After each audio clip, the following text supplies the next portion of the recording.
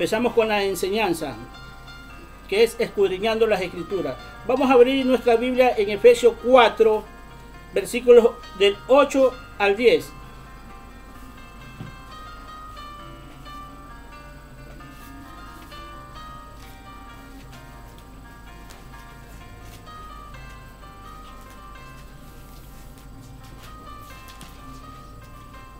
Amén.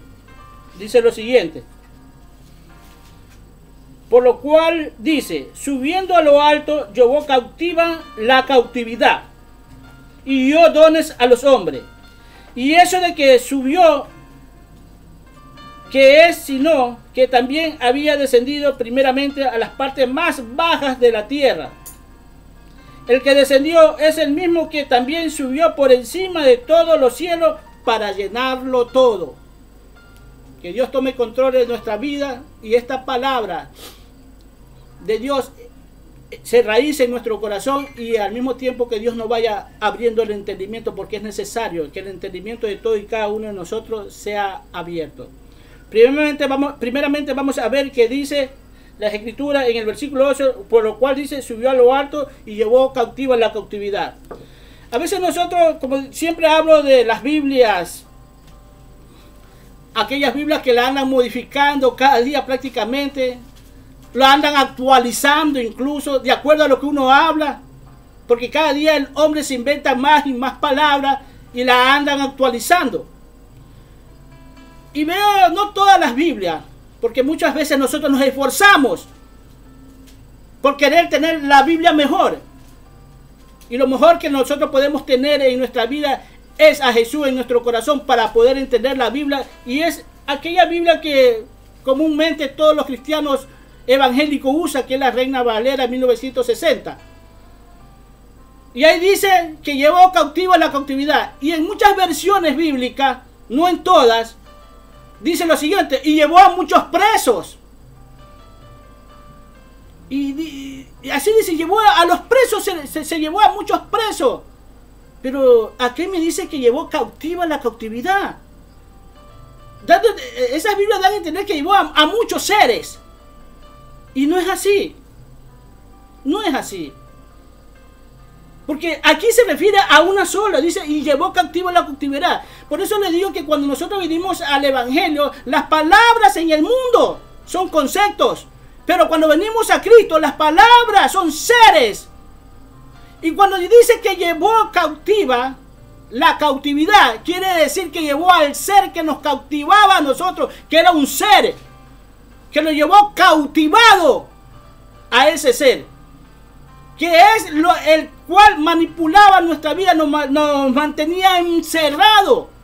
Entonces, a través de Cristo nosotros tenemos libertad. Ahora, si tenemos libertad, la pregunta es esta: si tenemos libertad, ¿por qué muchos incluso están pecando? Porque Dios nos da la libertad de hacer. Nosotros no somos obligados. Como decimos siempre, Dios no nos obliga a nosotros a hacer nada. Porque Dios nos da una libertad para hacer las cosas. Cuando Cristo viene a la tierra, paga un precio por nosotros. Y se lleva, dice, mire, es lo mismo que si nosotros vamos a 1 Corintios 15, 26, dice, y el último en ser destruido, dice, es la muerte, refiriéndose a sí mismo a un ser. No dice las muertes. No dice las muertes, dice la muerte, porque así dice, si quiere vean 1 Corintios 15, 26, dice, y se refiere a la muerte. No dice las muertes. Así mismo es esto. Llevó cautiva la cautividad. Se llevó a un ser. Pero ¿por qué ahora pecamos? ¿Por qué muchos pecan incluso en el mundo? Porque nosotros tenemos la libertad de hacerlo. Porque Dios no nos obliga. Ahora, es decir, Dios nos saca de la esclavitud del pecado, pero yo sigo siendo esclavo. ¿Y cómo es eso? Soy esclavo ahora, pero por amor a Dios. Es diferente.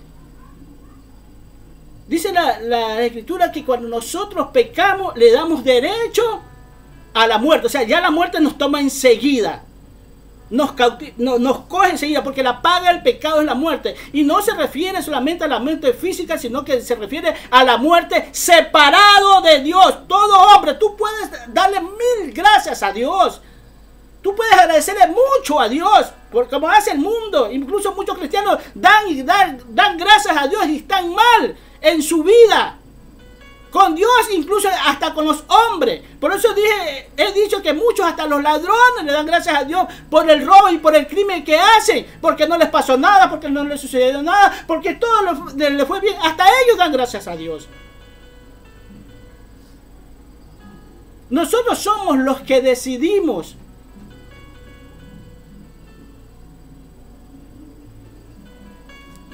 Llevó cautiva la cautividad. Es un ser que se llevó... que el Señor los llevó. Y dice, sigue diciendo en el 9, dice,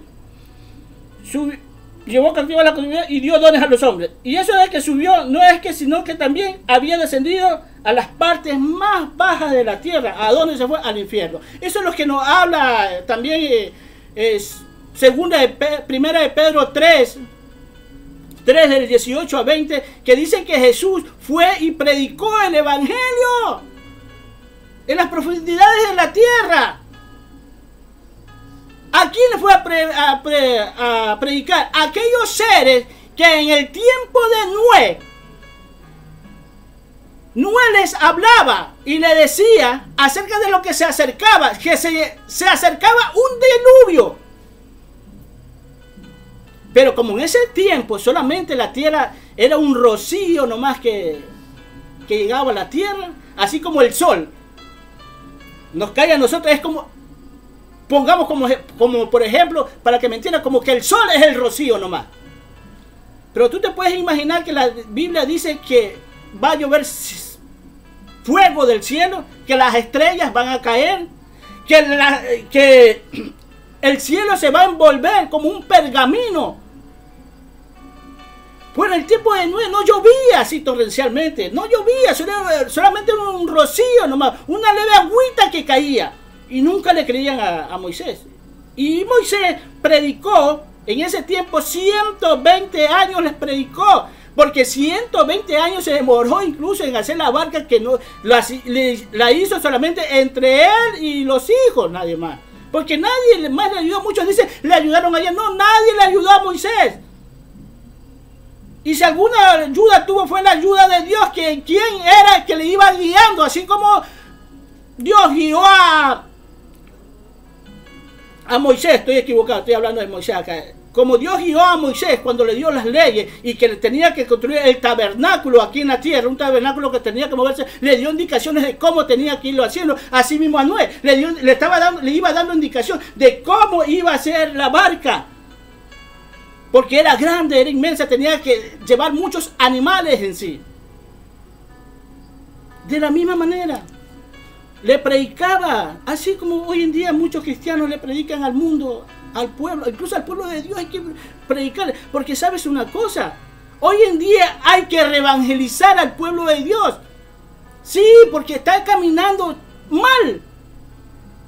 Tienen una doctrina errada muchas veces y haciendo cosas que Dios no les ha pedido. Un evangelio incluso se puede decir de libertinaje, que no se puede diferenciar hoy en día entre un siervo de Dios y uno del mundo, porque son igualitos. Eso habla de la cizaña y el trigo que se crían juntos, porque son igualitos. Así dice Jesús, que las cizañas y el trigo se parecen. ¿Por qué? Porque Dios pone, dice, buena semilla, buena palabra. Pero viene el enemigo y en la noche, cuando están dormidos muchos cristianos, viene el enemigo y le siembra la cizaña ahí. Y las dos se parecen. ¿Y qué hacemos, Señor? La Biblia, como parafraseando, le dice, ¿qué hacemos, Señor? Cortamos la cizaña, le dicen los siervos de aquel señor, le dicen, no, dice, no debe ser que al cortar la cizaña también tengamos que cortar el buen trigo que hay ahí. Entonces déjala que críen juntos. Que cuando venga el tiempo de la siega, vendrán los segadores, esos son los ángeles. En el tiempo final, donde van a venir y van a apartar la cizaña del trigo. La cizaña va a ser tirada al horno. Cizaña son aquellos, vuelvo y repito, se parecen la cizaña y el trigo. Y así mismo se parecen hoy en día muchos siervos de Dios con el mundo. Pero Dios quiere acabar con todo eso. Fíjate que siempre digo que yo hablo de este evangelio para muchos un evangelio muy diferente. Y que no es que el evangelio sea diferente a las pretensiones de Dios para la salvación del mundo. Diferente porque el hombre que se ha metido en la iglesia está dando un evangelio natural y no un evangelio sobrenatural. Que hoy incluso ya no se creen ni en los dones de Dios, ni en los profetas, ni en los apóstoles, ni en los milagros que se puede hacer, porque es un evangelio natural muchos que están dando. Y Dios nos da a nosotros un evangelio sobrenatural.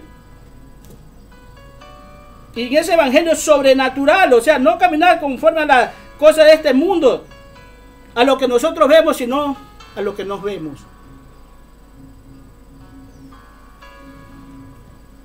Así que tomemos en cuenta esto. Tenemos que, y no solamente en eso, he visto en estas Biblias actualizadas que le llaman mucho, sino en muchas frases. Estoy leyendo las escrituras y a veces me voy a ver ellos qué piensan, qué opinan, y hay muchos errores en estas traducciones. Que yo le digo a la gente, te recomiendo la misma Biblia, la Reina Valera en 1960, y pídele a Dios guía para que te ayude. Porque al fin y al cabo, yo solamente esta Biblia he tenido. Y me ha ayudado bastante. Y una Biblia con concordancia, donde busco, si habla de amor, de fe y todo eso, busco ahí en las concordancias y veo que se habla ahí y comienza a armar mi sermón evangelístico para el pueblo. Y así es que yo me he guiado. Y si algún día me metí a un seminario teológico, es porque un día me van a pedir un documento como ministro de Dios. Porque no puedo decir yo soy abogado y no tener papeles. No puedo decir soy doctor y ejercer cirugía sin haber estudiado. Solo por eso, no porque aprendí mucho de los seminarios teológicos, porque la mayoría de ellos están encaminados conforme al mundo incluso. La mayoría de enseñanzas son conforme al mundo. Y yo me metí ahí y sinceramente yo casi no aprendí nada ahí. Porque todo me lo da Dios a través incluso de un siervo de Dios que me puso en el camino. Por eso le digo, toda es decisión de nosotros.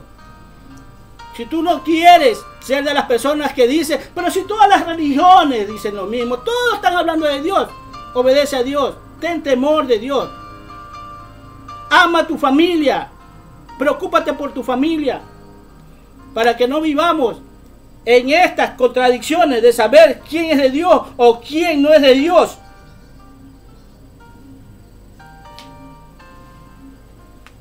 Pues muchas cosas de lo que estas cosas en el mundo nos ofrece son buenas ante los ojos de los hombres. Y es un mal que muchas veces nos hacen daño. Un mal que nos hace daño que para el mundo está bien. Y cuando el mundo te halaga de que eso está bien, difícilmente vas a salir de ese mundo. Difícilmente vas a querer, porque eso es lo que hace el mundo muchas veces. Todas las cosas que se hacen en el mundo está bien. La manera como crías a tus hijos, cómo trabajas, cómo te ganas la plata, lo obediente que eres, está bien. Pero resulta que cuando vienes a los caminos de Dios, dice, estás mal.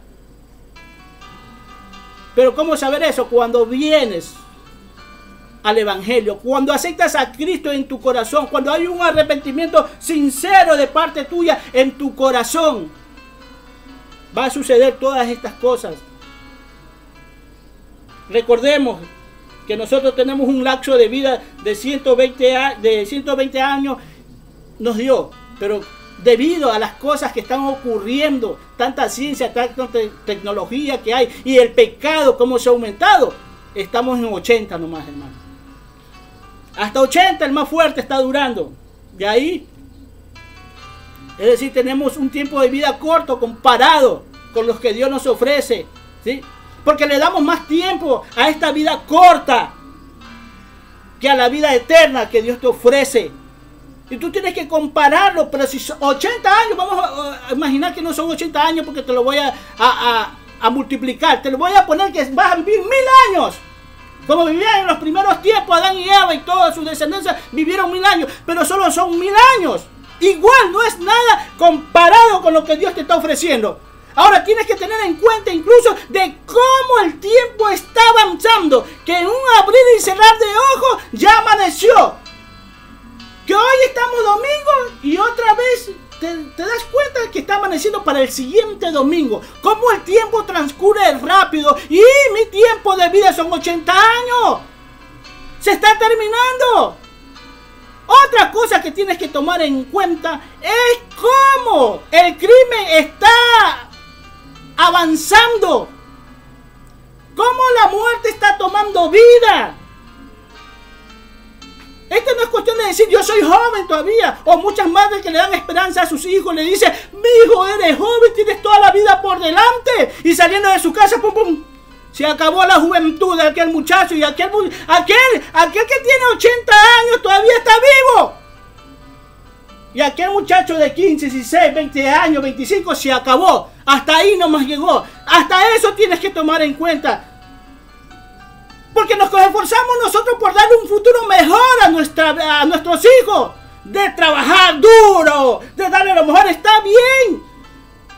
Dale lo mejor a tu hijo. Pero lo mejor de lo mejor que lo puedes dar a tus hijos es que conozcan de Dios, que tengan a Cristo en su corazón, que le dejes reflejado al Cristo amado con tu vida diaria al caminar aquí en la tierra, que vean al Cristo, que vean la diferencia de aquel padre que un día fue borracho, alcohólico, mentiroso, hipócrita, golpeador, que ha cambiado, que ya no es el mismo, que un día tal vez vieron hasta el diablo caminar por medio del Padre, por las actitudes negativas que tenía aquel hombre.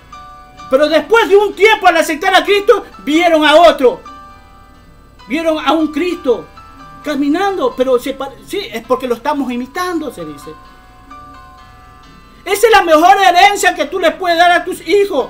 ¿Por qué te digo eso? Porque hay mucha gente que te tengo que nombrar que es la mejor herencia, porque también te tienes que preocupar por tus hijos, por si comen o no comen, si se visten o no se visten, si estudian, porque te tienes que preocupar, porque muchos no llegan a entender eso y se dedican solamente a enseñarle a Cristo y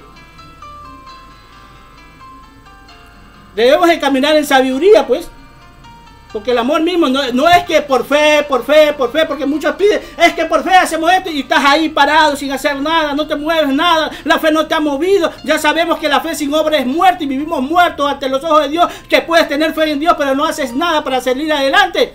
No le puedes decir al Señor, dame un trabajo y teniendo una juventud de 20, 25 años, de 30, no sales a buscar el trabajo, sino que estás esperando que el trabajo te llegue a casa nomás, o no abres por lo menos la computadora o tu teléfono para que busques por medio de estas redes sociales que también saben salir. No lo buscas. Entonces hay que moverse. Cuando uno quiere algo de Dios hay que moverse. Entonces ahí la mano de Dios también se va a mover. Porque muchos entienden así, es que hay que buscar de Dios, y no queremos ni trabajar, queremos, hermano. Yo si me quisiera dedicarme a Dios al 100%, hermano, y Dios lo sabe, más que todo cuando ya veo que estoy caducando, hermano.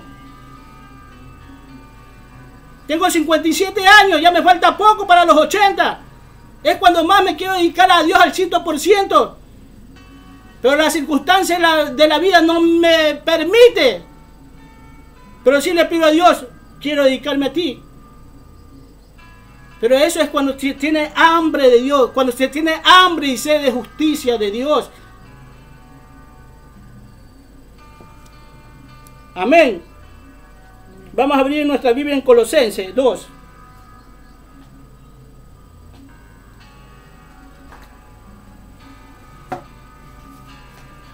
Colosenses 2 del 13 al 17 dice lo siguiente.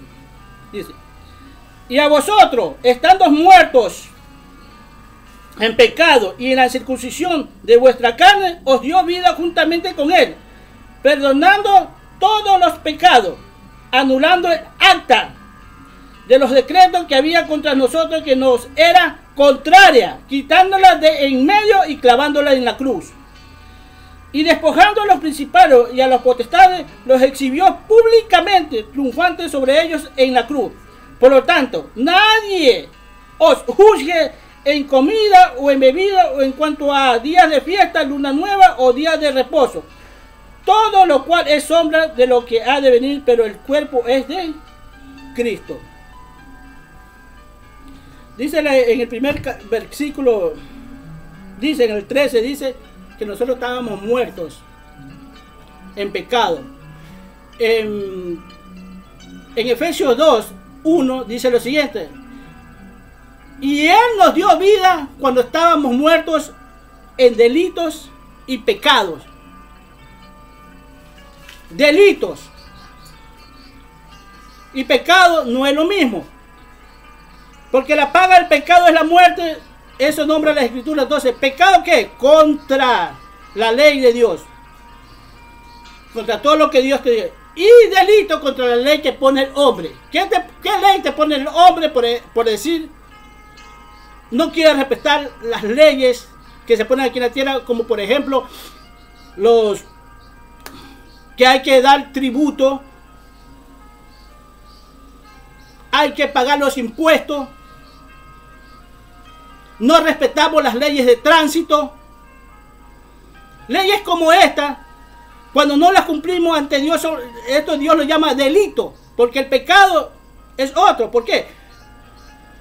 Porque el hombre, incluso la ley de Dios la está tirando a un lado por poner las de ellos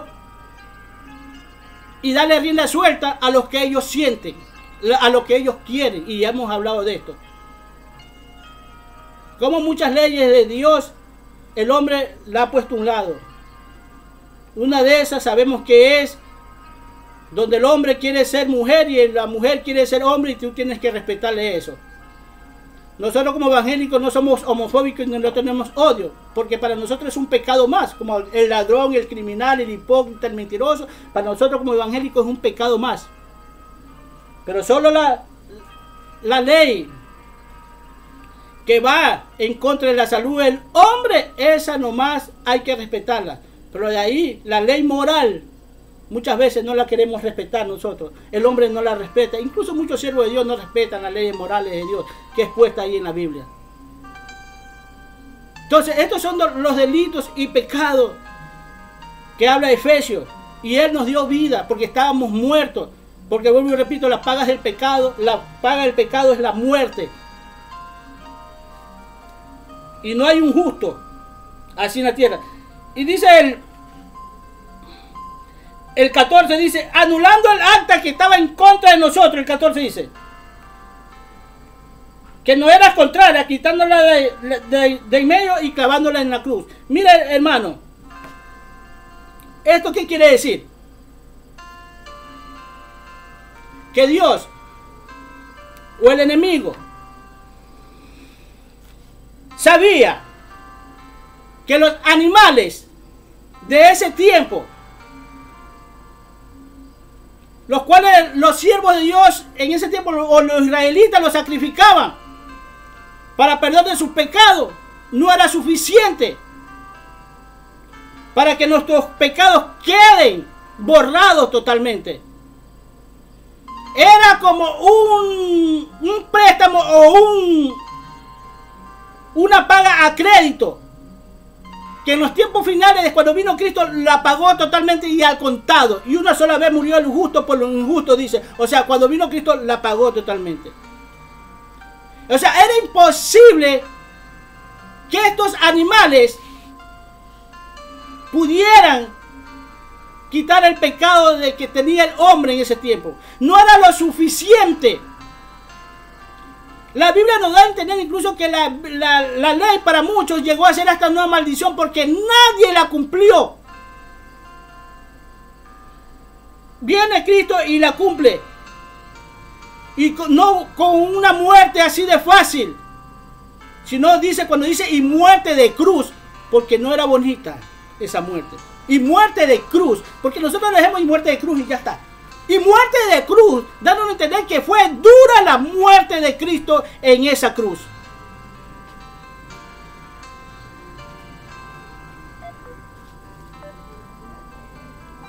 Hoy nos toca a nosotros cómo es difícil para muchos de nosotros despojarnos de las cosas que tenemos.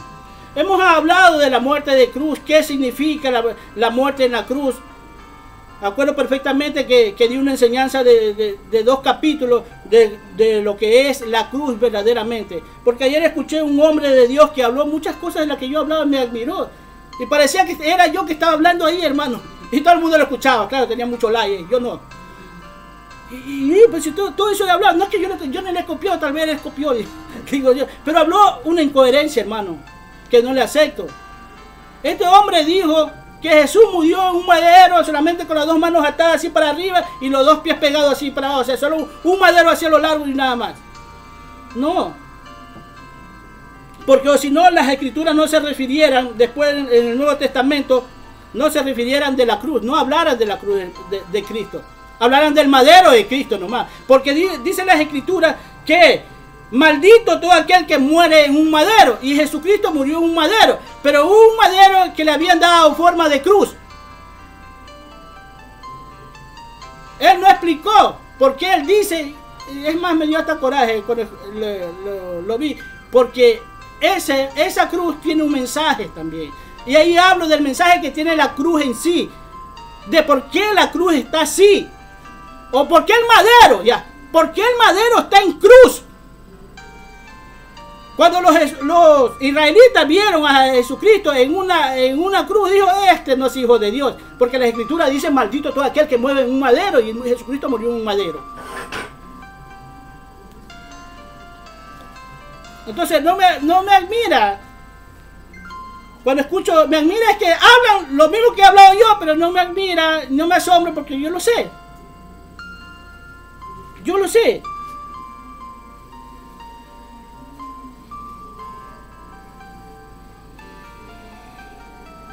Jesucristo pagó en la cruz para darnos vida eterna a nosotros. Para que nosotros podamos conocer de Él, para que nosotros podamos saber de Él. Teníamos nosotros una naturaleza maligna, así es.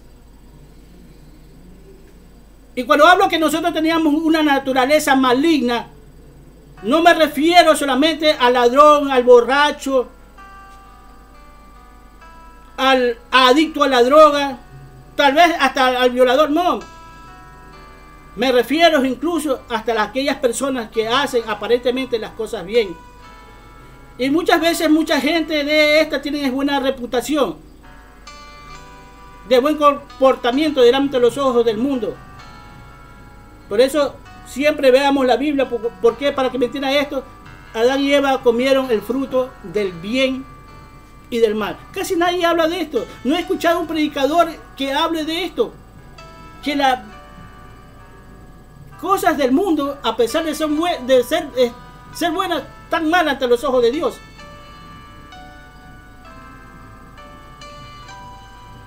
Porque hay muchas cosas malas que nos entierran, que nos sepultan y que nos apartan de Dios. Con esas cosas buenas que nosotros hacemos. Entonces Dios vino y sacó esa naturaleza maligna de nuestra vida. ¿Sí? Pero con nuestra voluntad, sin obligación. Éramos enemigos de Dios. Sí, cuando tú practicas las cosas del mundo, eres un enemigo de Dios. El apóstol Pablo dice que algunos siervos de Dios se le fueron, amando más a este mundo. Y dice el apóstol Juan, dice, aquel que se hace amigo del mundo, se constituye en enemigo de Dios. Y no es que tú le declaras, dices que no te cae bien, que no lo soportas. No hace falta que diga hechos, sino son los actos que nosotros queremos hacer en el mundo. Las cosas malas que queremos hacer en el mundo, ahí te vuelves un enemigo de Dios. Ya le he dicho que al diablo no le interesa si a él lo halagan. A Él no le interesa que tú le estés dando gloria a Dios, amén, aleluya, gracias Señor por esto. No, a Él no le interesa nada de eso, ya les he dicho. Porque Él sabe que ya los tienen en sus manos. Él no le interesa que lo pongan en preeminencia, como lo ponemos nosotros a Dios. Porque no es el mucho hablar que nos hace hijos de Dios, sino el obedecerle a Dios que nos hace hijos de Dios.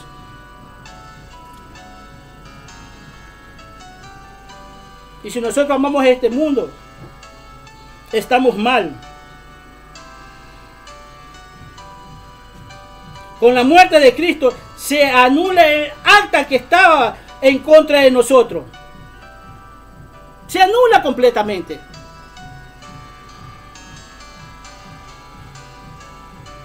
Es decisión de nosotros. Nosotros somos los que decidimos. Que Dios es malo. Dios no es malo. Porque así lo tienen a Dios.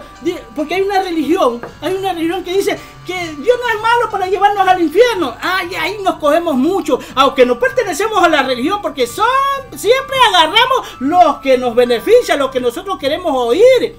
Es que Dios no es malo para llevarnos al infierno. No, Dios no es malo.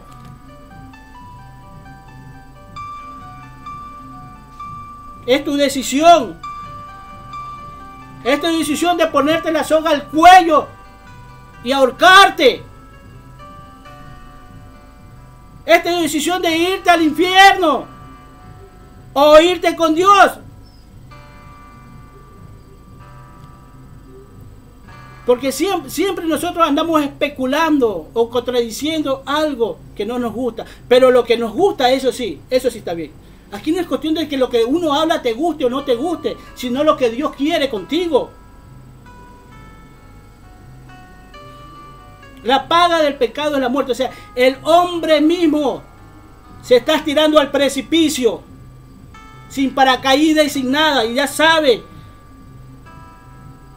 que la ley de la gravedad no la puede aquí, no pueden con él, entonces te vas a caer, te vas a morir. Dios no es malo, el hombre automáticamente él solo se está yendo al infierno.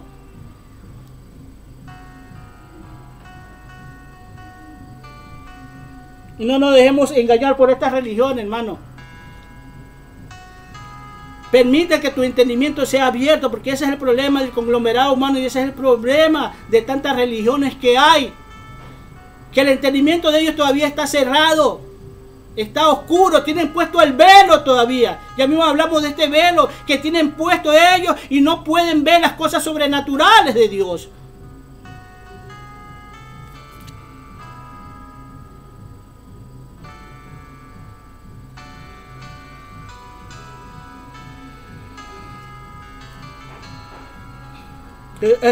Jesús cumplió con todo y cada uno de los requisitos que la ley pedía. Y él sabía, el enemigo sabía. A Jesús no le pudo contradecir nada. Quisiera hablar de algo más profundo, pero tal vez no me van a entender, hermano. Y muchos, incluso muchos religiosos lo van a malinterpretar. Por eso mejor me abstengo a querer hablar de otras cosas. Que aquí hay, un misterio que aquí hay. Pero te digo una cosa. Si tú quieres que el Señor te revele las cosas de Dios, solamente obedece. Toda predicación de todo cristiano te va a hablar de la obediencia. Siempre hablo de eso. Siempre te van a hablar de la obediencia porque es el punto fundamental. De que tengas amor, pero el amor de Dios, no el amor del mundo.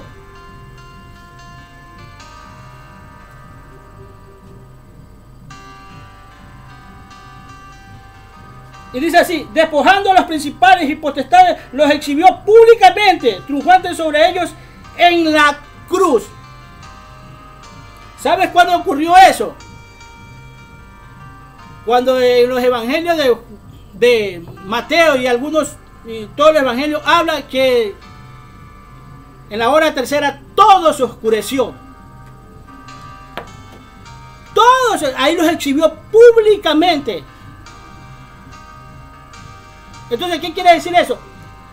Que el templo, después de esto dice que el templo había un velo puesto ahí. Y dice que este velo se rasgó. En ese templo, fíjate que cuando Dios manda a hacer el tabernáculo a Moisés, lo hace hacer de 3 partes. Que es el atrio, el lugar santo y el lugar santísimo. Pues en el lugar santísimo estaba puesto ese velo, donde solo podía entrar el sumo sacerdote. Nadie más tenía acceso. Jesús, cuando muere en la cruz, ese velo se rompe. ¿Para qué? Para que todos y cada uno de nosotros tenga acceso a tener una relación personal con Dios. Para que ya no venga solamente el sumo sacerdote de ese tiempo y le diga, Dios dijo así, Dios dijo así, Dios dijo así. No, ahora, habían 3 clases de sacerdotes dentro del tabernáculo que hizo Moisés. Que era el atrio donde habían los sacerdotes que lavaban a los pecadores, que en este caso cogían aquel animalito y lo lavaban con agua, lo limpiaban. O sea, en este tiempo hay sacerdotes así, están en el atrio, pero están lavando. ¿Cómo lo lavan? A través de la palabra. Donde cuando tú estás escuchando la palabra de Dios, te estás lavando. Tú estás aceptando que está bien todo y cada una de las cosas que se te está diciendo. Estos son estos sacerdotes que estaban en el atrio. Tenían esa función de predicar la palabra, de lavarlos a través de la palabra.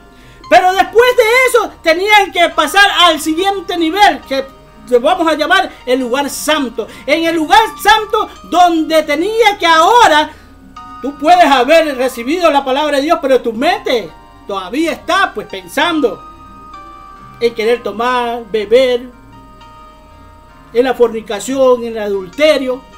Ya no lo haces, pero lo tienes ahí. Entonces eso te impide tener una comunión también con Dios. Porque dice Dios en Isaías 13:29 que dice, este pueblo se acerca a mí con su boca y con sus labios me honran. Pero, mira, fíjate, pero su corazón está lejos de ti. ¿Qué es lo que quiere Dios? Es que tu corazón esté como el de David, un corazón conforme al de él. Porque de él depende de tus actitudes. Porque dice Jesucristo que del corazón salen los crímenes, los malos pensamientos, las cosas malas. Todas las cosas malas salen del corazón. Por eso yo a nadie le digo, haz conforme te dicta tu corazón. A nadie. Porque dice, la Biblia nos da a entender que en el corazón solo tenemos cosas malas. No hay cosas buenas en el corazón, hermano. No hay cosas buenas que nosotros podemos halagar y decir esto está bien. Por eso la Biblia hace ver a la iglesia, porque tú cuando recibes a Cristo formas parte de la iglesia y la iglesia es el cuerpo de Cristo. Y tus pensamientos tienen que ser renovados. Ya me adelanté a unas partes de aquí, ya me adelanté. Bueno, es que tus pensamientos tienen que ser renovados, hermano. Y para que sean renovados, esa renovación viene de tu cabeza. Por lo tanto, si tú eres parte del cuerpo de Cristo, solo del cuerpo, quiere decir que la cabeza, ¿quién es? Cristo. Él es el que te da los pensamientos. Pero toma en cuenta una cosa. Que en tu cuerpo está tu corazón. ¿Sí? Y es Dios. Jesús tiene que ser tus pensamientos. Es Jesús el que tiene que dictar todas las cosas. Mira, hermano, que engañoso es el corazón. ¿Quién lo conocerá? Jehová Dios. Fíjate que hasta engaña el corazón en las actitudes y las cosas que tú haces. Eso dice la Escritura. Engañoso es el corazón. ¿Quién lo conocerá? Jehová Dios lo conoce. Y es que las cosas se dan así, hermano. Fíjate, humanamente nosotros sabemos que determinadas cosas están mal. Por decir, ¿Tú crees que un criminal sabe o no sabe que es malo eso? Él sabe que es malo. Lo mismo el ladrón, el adúltero, el fornicario, saben que es malo de eso. Pero ¿quién le hace ver que eso es malo? O cuando te enamoras de una mujer que no tiene que ver contigo, que es más que todo una mujer ajena o un hombre ajeno, tú sabes que está mal. Pero muchas veces más te puede el corazón que tu conciencia. Y me estoy refiriendo que Jesús viene a ser como tu conciencia, como es tu mente, diciéndote que eso está mal como siervo de Dios, que no lo tienes que hacer. Por eso Él es la cabeza, ¿me entiendes? Él es la cabeza, pero muchos nos dejamos de llevar por el corazón, donde tu corazón no lo permite que sea renovado, que no sea limpio. El mucho pensar en insistir en las cosas de este mundo te lleva a apartarte de Dios, porque después de los pensamientos viene la acción. Así que esto no es cuestión de que yo voy a hacer lo que el corazón me dicte, lo que yo quiero en el corazón, porque somos, ya hemos hablado que hasta la señal del corazón nosotros hacemos como señal de amor. ¿Quién ha dicho eso? El hombre, porque Dios no lo dice así. Dios a mí en las escrituras no me lo hace ver así. Hasta los cristianos piensan que eso es así, porque hasta ellos dan tarjetitas con un corazoncito ahí dibujado. Lean las escrituras, que eso a mí no me enseña Dios. Ahora, si tú eres el cuerpo de Cristo o quieres pertenecer al cuerpo de Cristo, déjate llevar por la mente de Cristo, porque eso dice el apóstol Pablo. Mas nosotros tenemos que la mente de Cristo. Y la mente de Cristo no andaba pensando en las cosas de este mundo, no andaba pensando en las cosas naturales, sino en las cosas sobrenaturales. En eso estaba pensando Cristo.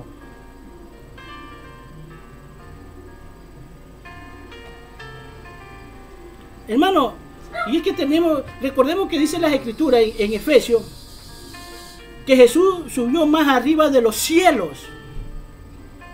¿Qué puede haber más arriba de los cielos, hermano? Nada más que la casa de Dios. Ese es el lugar de luz inaccesible donde Jesús nomás puede entrar. Y tuvo que llegar allá para llenar de la gracia de Dios todo el mundo, porque todo está corrupto. Fíjate una cosa, hermano. Esto es incluso para las cosas que nosotros no vemos y los seres que nosotros no vemos, porque hasta eso está corrompido en la creación de Dios, porque las cosas que no vemos es parte de la creación de Dios. Y ellos también están mal.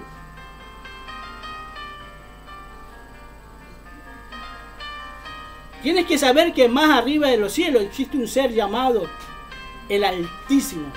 Porque la Biblia lo hace ver, ya no está hablando así nomás, no se refiere solamente al poderoso como Dios, como eso, sino al Altísimo. ¿Quién es el Altísimo? Y el inalcanzable. A Él nadie puede llegar así nomás. Nadie se puede igualar a Él. Por eso se hace llamar el Altísimo. Por eso en Isaías 14 el diablo quería subir a lo alto. Y quería ser semejante a ¿quién? Al Altísimo. O sea, quería pasar al Dios creador. Eso me refiero a Jesús. No quería parecerse a Cristo Jesús, al creador, al Padre de la creación, sino al Altísimo. Él quería ser la máxima autoridad, más que sea estando al ladito de Él. Fíjate que no podía ni entrar a la casa del Padre y quería hacerse... Ni es Jesús, hermano. Ni eso, porque cuando Jesús le pregunta cuándo vendrá, no, eso no lo sé yo. Eso solamente está en la potestad de mi Padre, del Altísimo.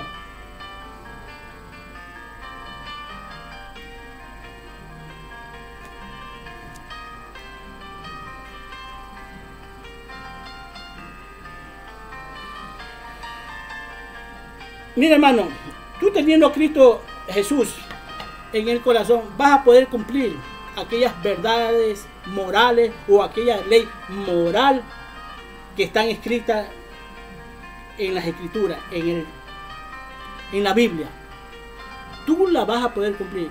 Pero si tú no tienes a Cristo en tu corazón, difícilmente esa ley moral tú la podrás cumplir. No la vas a poder cumplir así nomás. Difícil.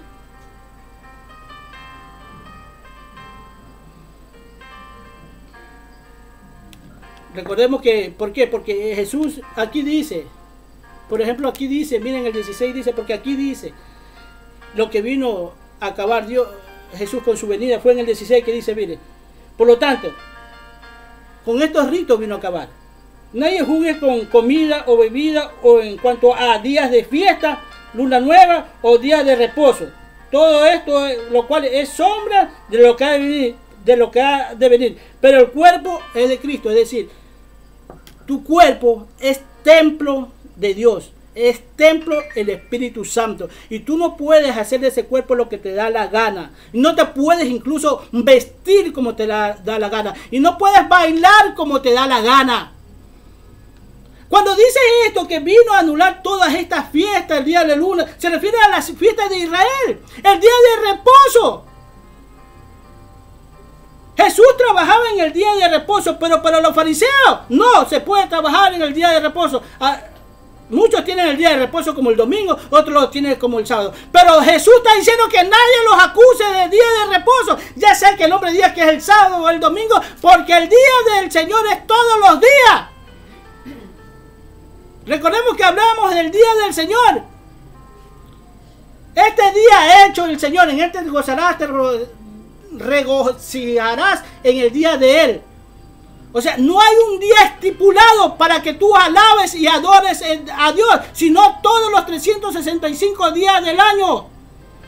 Pero eso es mucho, es poco, porque son 80 años nomás, te va a dar una vida eterna, hermano. Es poco. La vas a pasar bien.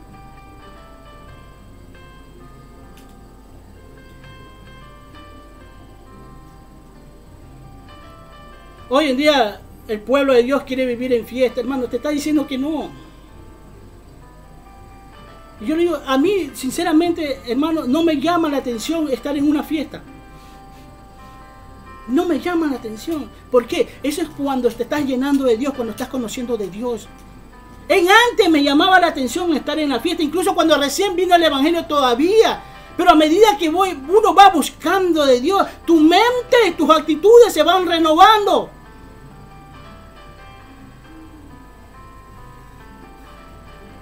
Y es que hasta el pueblo de Dios quiere vivir en fiesta. Porque, por eso digo, camina igual al mundo. Escuché el testimonio de un hermano que había sido invitado a una iglesia. Y este hermano dice que había invitado a un converso a que lo acompañe a esa iglesia. Y este inconverso, esta gente del mundo, no era cristiano, nada. Y dice que terminó el culto, terminó todas las presentaciones, el espectáculo. Terminó y viene y se le acerca al cristiano y le dice, ¿y qué es esto, oye? Pero esto no tiene diferencia nada con lo que se hace en el mundo y lo que ustedes alaban a Dios. Yo te explicaré qué pasa, dice. Entonces él dice que tuve que explicarle de cómo están las iglesias.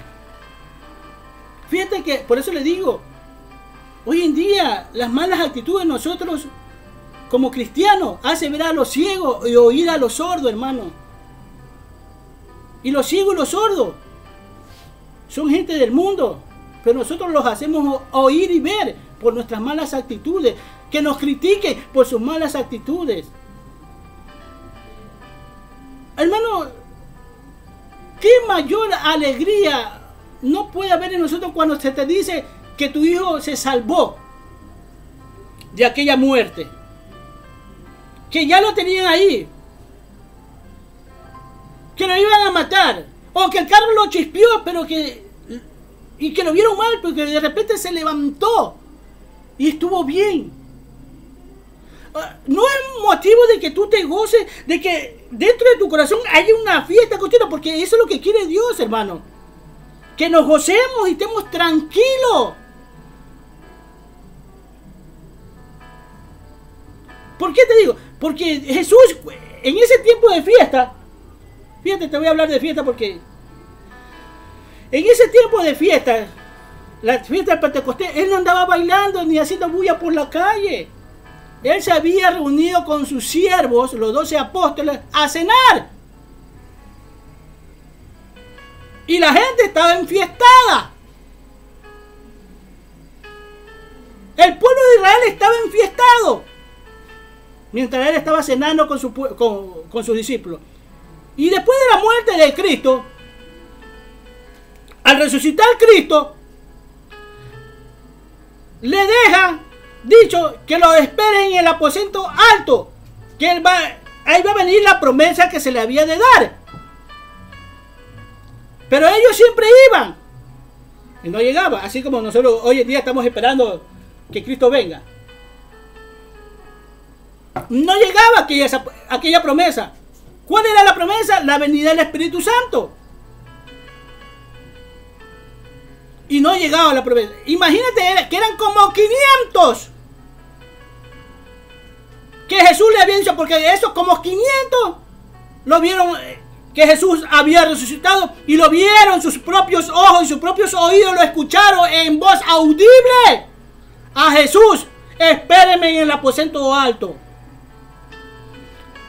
Ellos tal vez dicen mañana, pasado, pero parece que se tardó un buen tiempo.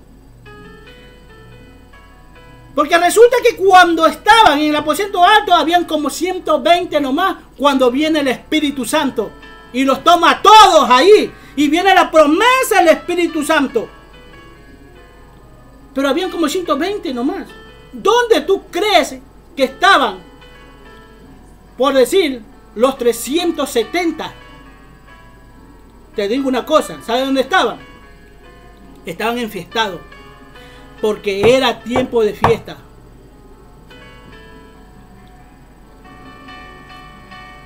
Y ellos no recibieron ahí.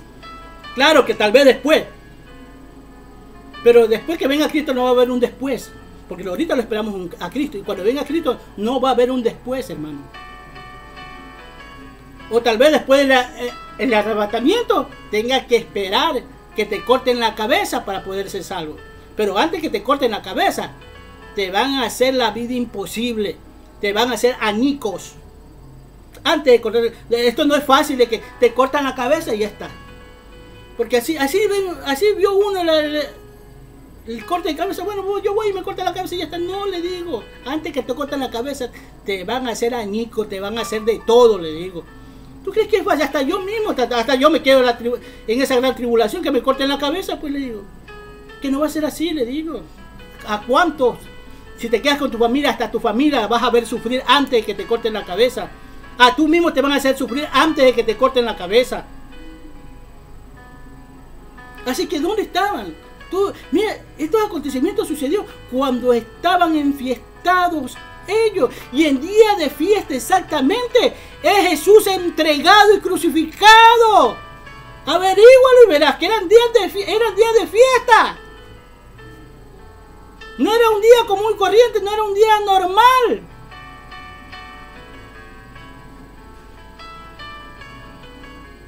Porque fue en el tiempo que estaban en el aposento alto. Que estaba cenando con los discípulos, que era día de fiesta. Sí, hermano. Por eso la fiesta que tú tienes que tener es en tu corazón, esa alegría de saber que Él viene, que Él está cerca. Esa alegría quiere que tenga Dios en tu corazón. Que aprendas a ser alegre de adentro para afuera, y que los pongas afuera, y que la gente vea esa alegría, ese gozo, esa fiesta que hay en tu corazón. Muchos dirán, es que no se puede. ¿Cómo se va a poder? Pues si no lo intentas, hermano. ¿Ah? ¿Cuándo yo voy a aprender a nadar si no me tiro al agua? Si tú quieres aprender a nadar y nunca te tiras al agua, no quieres saber de una piscina o de un río, jamás vas a aprender a nadar.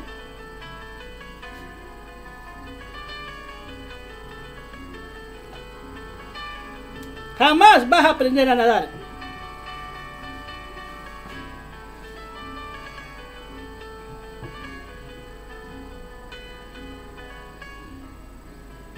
En Efesios 4, 23 al 26 dice lo siguiente. Mire, esto es lo que le está hablando. Dice así: renovado en el espíritu de vuestra mente.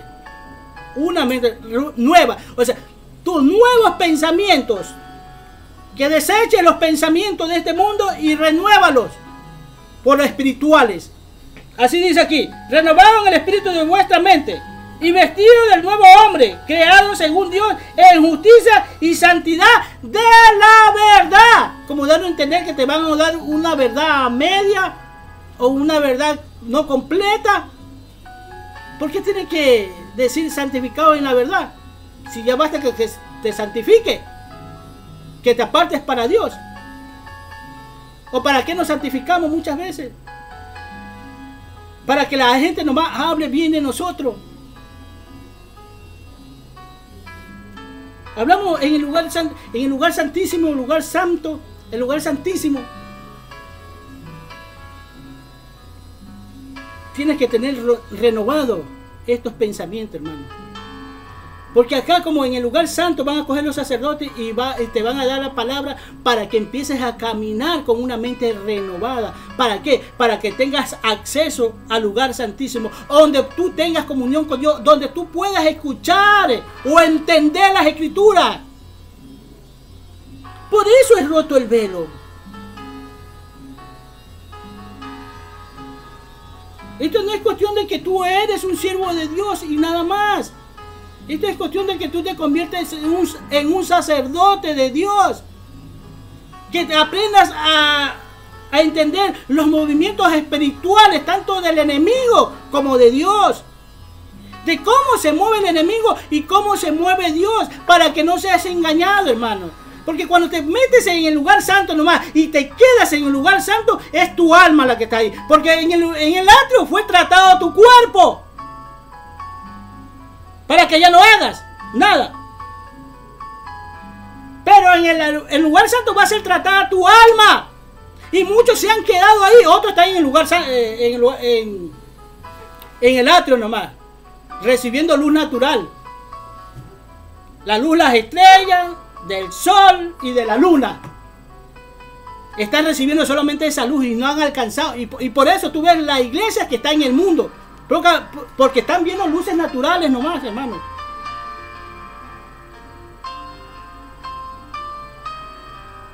Y muchos,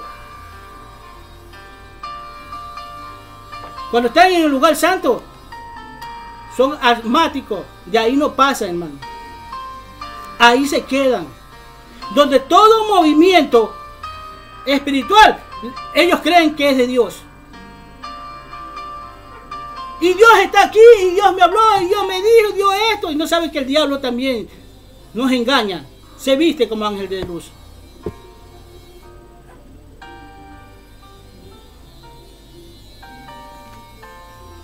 Dios, hermano, Dios quiere que tengas comunión con Él. Se rompió el velo. Quiere un sacerdote. Un sacerdote que guíe. Un sacerdote dentro de tu casa. Que enseñe, que adiestre a cada uno de los miembros de la familia para una batalla que se va a acercar contra él mismo. Hermano, la batalla que nosotros primordial que tenemos es contra nosotros mismos. Aquí no es cuestión de si le estás echando la culpa al diablo o no. Porque a pesar que el diablo te presente cosas, tú eres el que tiene la última palabra, como la tuvo Jesús cuando se tuvo la tentación en el desierto. Jesús tuvo la última palabra. Es que el diablo es esto, es que el diablo es esto, y es que el diablo está aquí. Más hace mención al diablo que al mismo Dios, hermano.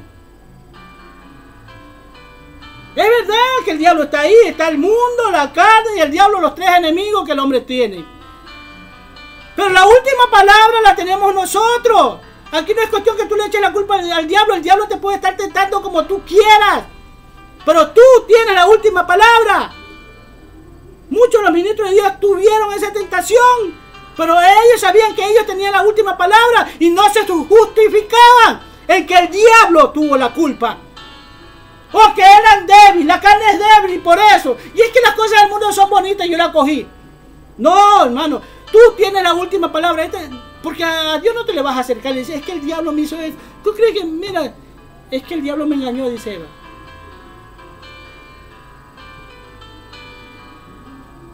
Pagó igual. No me importa que el diablo te haya engañado. En pocas palabras, a Dios no le importa que el diablo te haya engañado cuando Él te está advirtiendo que tengas cuidado porque el diablo anda como león rugiente buscando a quien devorar. Y una vez que te devora o te engaña, tú no tienes excusa delante de Dios porque Él ya te lo advirtió.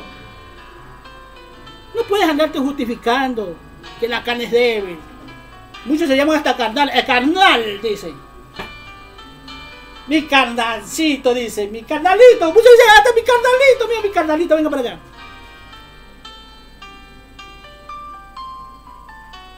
No, hermano, no te puedes justificar en tu humanidad. Por eso te dice Dios que carne y sangre no heredan el reino de los cielos. Ese es el ser humano.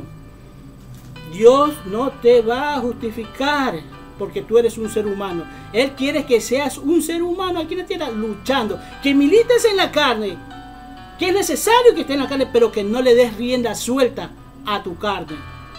Que sepas valorar lo que tienes, lo que Dios te ha dado. Que sepas valorar a tu esposa, a tus hijos, a tus hermanos, a lo que tienes adelante. Que no por darle rienda suelta a tu carnalidad, al mundo y al diablo, te olvides de ellos. Que no te justifiques. Así es, hermano.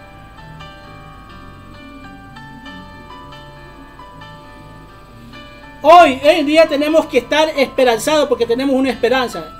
Esperanzada en una realidad. ¿Cuál realidad? La realidad no es lo que estás viendo. La realidad es lo que tú no estás viendo. Tienes que estar esperanzado en esa realidad.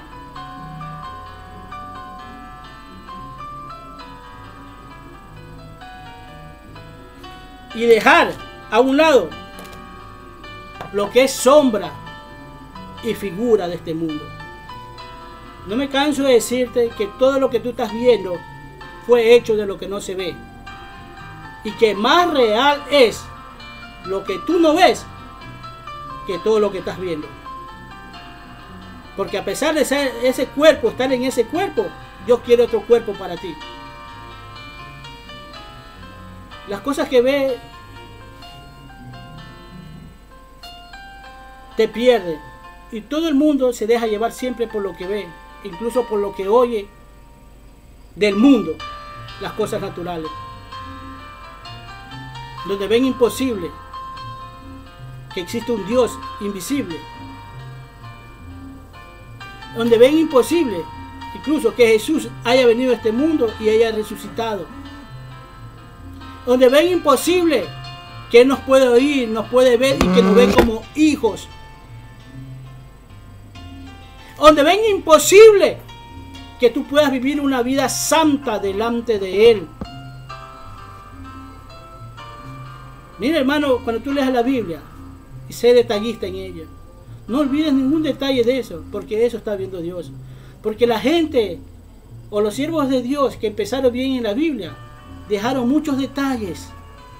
Es más, cuando veo esa Biblia actualizada que leo, hay muchas cosas que ahí no explican de los versículos. Hablan de unos versículos bíblicos y otros se saltan. Hablan de un versículo bíblico y otros se saltan. Pero ¿y por qué no hablan de ese?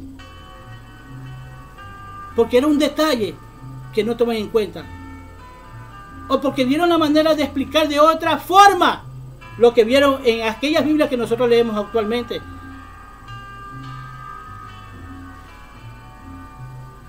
O porque dejaron ese detalle de que, y este es el día 15 de Jehová, en él te gozarás, te pasarás bien en ese día, donde dicen los salmos. Y hablan de todo, menos de esa parte que es tan importante. Y no se han dado cuenta de que ese día es Cristo. Porque es un detalle que tiene, que es detalle tan fundamental, hermano, para que aprendas a vivir en gozo y en fiesta.